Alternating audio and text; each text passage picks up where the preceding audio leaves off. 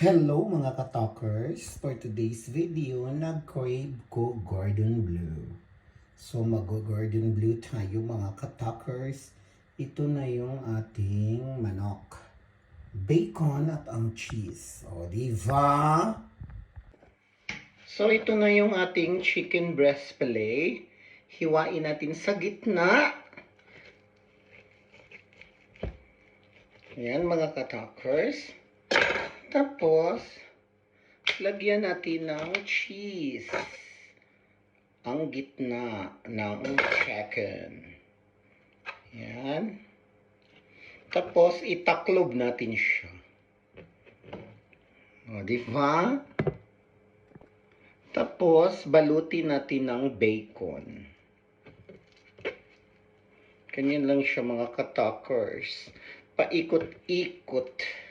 Gaya ng ginawa niyang paikot-ikot sa iyo. Charot.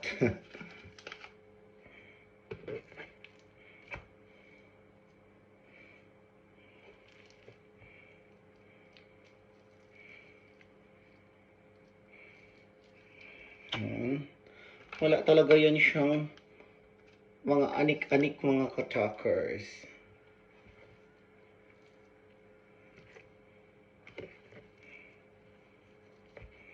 So, ito na mga ka-talkers ang ating Gordon Bleu.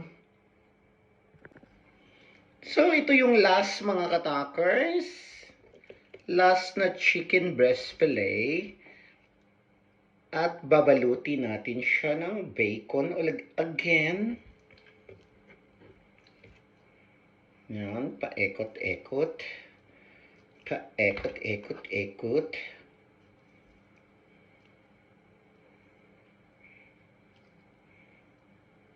So, natutunan ko itong mga ka-talkers sa Swedish partner ko before.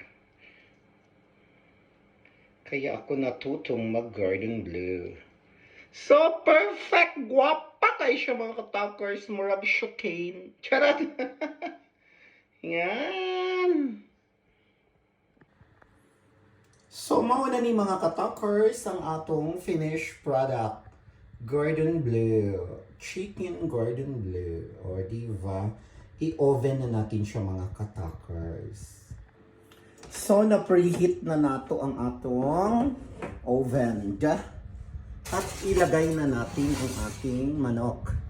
I-try natin siya ng 45 minutes. O diba mga ka-talkering?